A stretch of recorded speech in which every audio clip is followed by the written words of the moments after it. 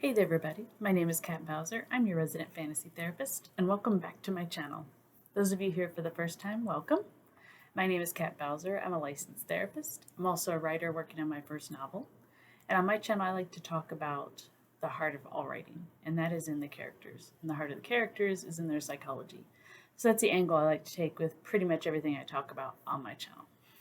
Okay, so today we are doing a new writing tag. I was tagged by Joey Paul for this. Thank you, Joey. This is the childhood writing tag. So there are 14 questions. I have a feeling I'm going to get in depth on some of these, so I'm just going to jump right into it. So first question, when and why did you start writing? I've kind of answered this question before, but basically I have always written. I can't really think of a time when I didn't, because it was always fun for me. Even before I knew how to write, I would draw like little comic strips and I would go around to people and tell them of what was happening in the story. And so when I learned how to write, I could take all these thoughts and images that were in my head and I could put them on paper. So as soon as I learned how to write, I was doing it for fun. So that's kind of where it started with me. Number two, what is the first story you remember writing? Oh, geez. Probably, yeah, I think it was, I wrote a story. I'm pretty sure this was probably before I really knew how to write. So I think this was when I was doing it in comic strip form. It was a story of me, my sister, and my two cousins and our dog, and we were traveling across the United States in a wagon that the dog was pulling. Where we were going, I don't remember. I'm pretty sure it was probably California, because that was like the foreign state to me. Because when I was born in North Carolina. So that's the first one I remember. I don't remember a lot of details about it, but I do remember that. I think I was probably 4 years old when I wrote that one, so I guess I get some leeway. What was the first full project you finished and when? Let's see, probably, well, technically in third grade, we had to write a novel, a quote unquote novel. I actually still have it. It's horrible. Oh my God, it's horrible. Um, but I don't know if I would count that one as complete because, I mean, at the end, I just put a lot of pictures and stuff, so I don't really count that as being complete. So I would say my first complete one that I remember, I wrote in fourth grade, and I remember I was so proud because it was 11 pages long, longhand, and it was, shoot, I remember I wrote it when I was in the process. I had just read a bunch of the American Girls books, like about Dear Abby and Dear Christine and all that stuff. So I essentially was doing a version of Dear Abby before I had any idea of having to do research on different ethnicities or any of that. I just wanted to write about someone going on an adventure, so that's what I ended up doing. um, I don't know what happened to it, but it did have a beginning, a middle, and an end.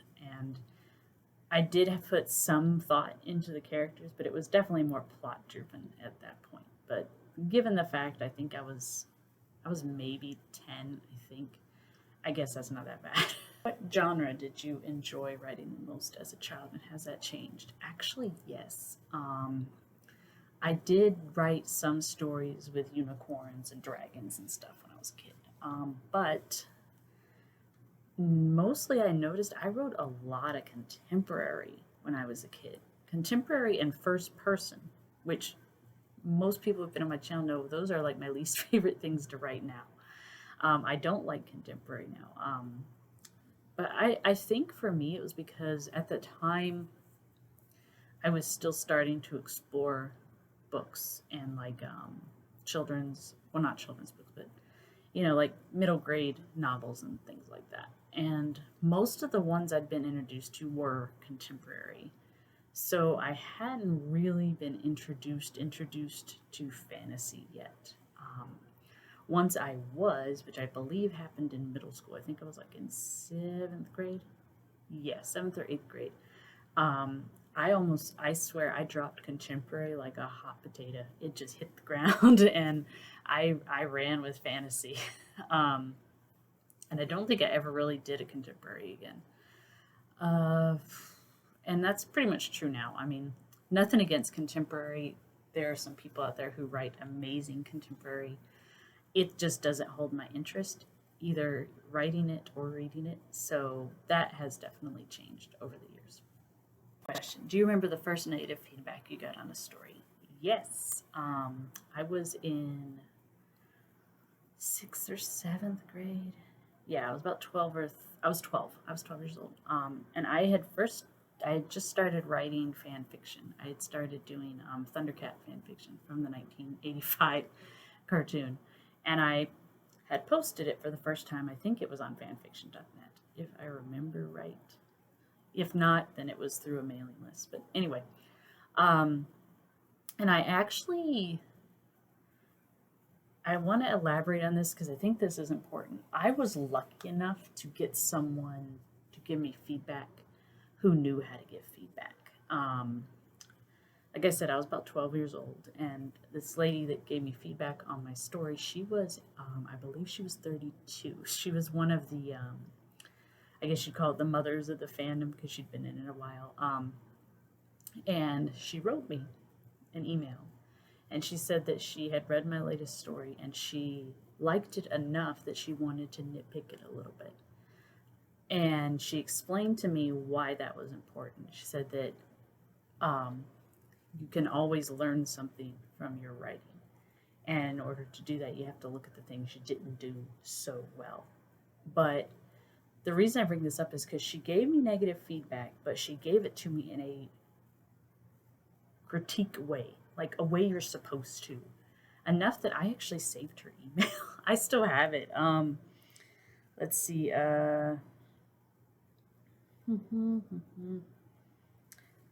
Okay, so here is what she says. Like I said, this is on fan fiction, so I might be mentioning a few things that you guys aren't going to follow. I'm very glad you used a lot of touch and smell in your description. Most people only talk about what's seen and a little less often what's heard. Most people don't think of the sense of smell, even though it's the sense most likely to trigger memories, so it was particularly effective when Wiley Kit was holding her blanket and remembering her mother. A few things I feel I can get nitpicky about, and I strongly recommend you do it to any of my fiction if you find flaws. It's so hard to spot them yourself. I tend to read right past them. You chose to do the story from the twins' point of view, but naturally wanted the reader to know what the adults were thinking. Sometimes those scenes came out of nowhere, kind of like a third voice, the first two being those of Wiley Kit and Wiley Cat. But often you had one of the twins overhear the conversation or speak of it like they were there but could not possibly have been. The best way to handle point of view fiction is to have either the reader completely in the dark, as the twins more or less should have been, or to actually include the third voice either on its own or within the twins' parts.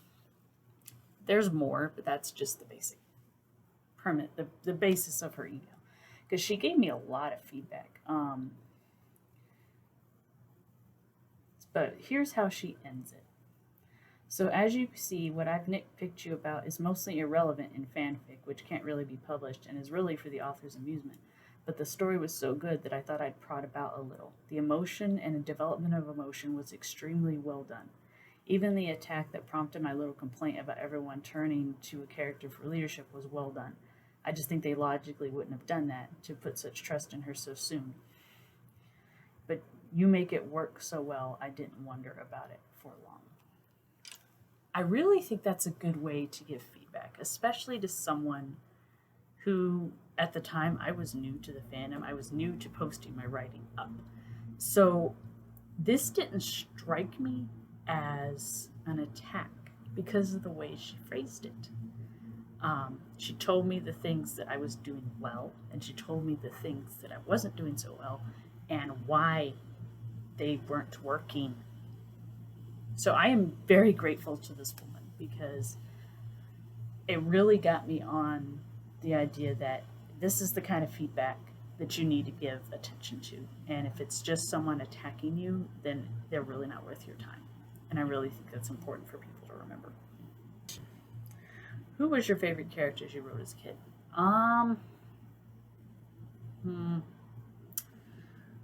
I wrote a couple, probably Ulissa. She's a character I created originally in fan fiction. She kind of became another character, and she probably is going to pop up in my published works at some point. Because she was very much very different from me, very passionate, very spunky. She was very, very short. I still remember I made her 4 foot even. um, but she was a warrior and she knew a little bit of magic, but not a lot. And she loved children. She had a very long lifespan, so she actually went through her life adopting various children and raising them to adulthood, and then she would adopt more and do the same thing. I think by the end of it all, I had her raise 100 children, which is kind of cool. um, but she started as a fan fiction character, and then I just kind of developed her, and she grew into something else. So I don't know if she's ever going to show up in her full form in any of my published works, but probably pieces of her are going to show up. And I don't know, she's stubborn. She might force her way in there somewhere, so we'll see. And share some old writing of yours. Do I have to? Oh my gosh. I actually have a lot of my old writing. I keep a lot of my writing. So this was from 8th grade, Love's Many Colors, which I still remember we had to write in cursive because we couldn't type it, but we had to write it in cursive. And I think it was like it was 35 pages, which because I double spaced them, that's what 15 pages straight up. So that was junior high. This one, Eternally Yours, was also junior high. I think this one was like 51 pages, and this one's horrible. It was my attempt at romance when my exposure to romance consisted of Titanic, the movie. So, no, I'm not reading that one. I'll go with this one. This one's from 1984. My school did what they call an anthology, where you would submit little bits of writing and they would publish them in a big book. Interesting point. I actually turned in I think it was a 5-page story for this, and they called me and they said they couldn't publish it because it was too dark. I had done a story on a woman processing her grief from her husband passing away, and I still remember they called me and they said it was really, really well written, but they thought it was too dark for the anthology, and did I have anything else I could submit? At this time, you had about 2 days to submit the next thing. So this is what I came up with in 2 days. Yeah. The magical unicorns galloped gracefully through their home. Their home was a marvelous valley filled with the sounds of springtime. Suddenly, all the unicorns stopped in their tracks, staring at the highest green hill. For standing on top of that hill was the whitest Pegasus you can think of, and she leaped into the sky. Flying on wings of magic, she took her rightful place as queen of the skies. Jeez. This is horrible. However, on the other side of town, an evil plan was being plotted. Some black unicorns have evil magic, because of course they do. One of the largest of them all shot a stream of magic into the air. Who knows what the results may be? In a world far away from the valley, the Queen of the Skies, who was also known as Crystal, because I was horrible at names, childhood friend lived. She was coming to visit her old friend, and her name was Samantha. When she came, she also saw it was raining, but it never rained in the valley. She could see her friend was very worried also. I bet it's the black unicorns again. Crystal yelled, let's go find their home and undo their evil, twisted plan. Oh my god. When Crystal and Samantha got there, all the unicorns fled in panic. That left them to just battle the strongest one, whom they defeated, and then they flew into the sky and fixed everything back the way it was. Holy cow, this is horrible. Yeah, you can tell that one, you can tell I wrote that in like a day. I didn't have a lot of time.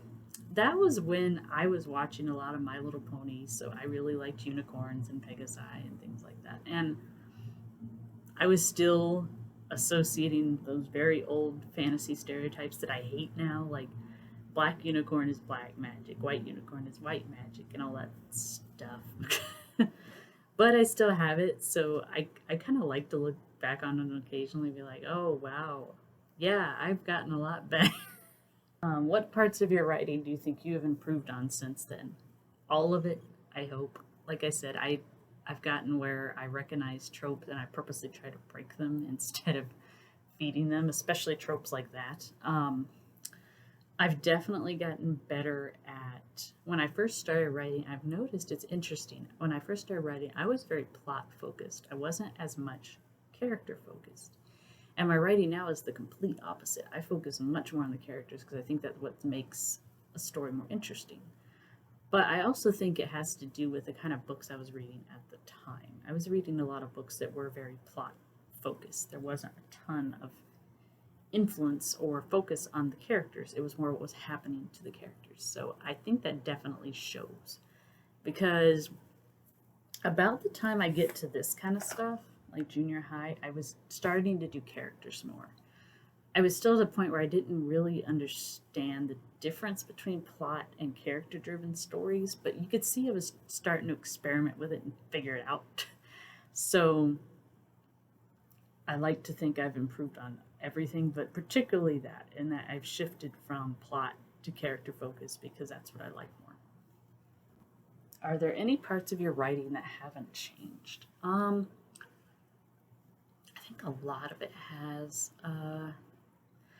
Going off of the stories I started doing in junior high, I started to show, like I said, that's where I kind of started to experiment with it, with plot and character driven. And that's when I really started to realize I liked characters more than plot. So that's really where I kind of started to give more attention to the type of the characters and not necessarily what happened to them. So I think that character focus started about junior high and then it just started to grow and build. So that I've improved on, but I think that is probably the thing that has stayed the most the same is since junior high, just focusing on the characters more than the plot. Last question, if you could tell your childhood self anything, what would you say? Probably just say to write what you want, and not to be afraid to experiment a little bit. When I've said this before, but I think fan fiction really helped me to grow as a writer because it forced me to experiment with things I hadn't done before. Like I started writing male protagonists. I started to study action scenes so I could do action scenes correctly and things like that, which I was scared to do, honestly, before that point. So I would say, yeah, I would tell my younger self, don't be afraid to experiment a little bit. You'll get better. So thank you, Joey, for tagging me. This was a lot of fun. As always, those of you who have not yet done this tag, consider this your invitation to do it. I think it's good to look back on our old writing from time to time because we can really see how we grow, and we really do grow. And I think that's important to keep in mind. So thank you guys for chiming in. As always, if you guys have any comments or suggestions, leave them below, and I will be glad to get to them as soon as I can. If you guys want to know whenever I upload, make sure you subscribe so you don't miss whenever new videos go up. I try to upload every Friday, every Sunday, with a few extra videos sprinkled in there just for the fun of it. So thank you guys for coming, and I hope you guys have a good one until I see you again.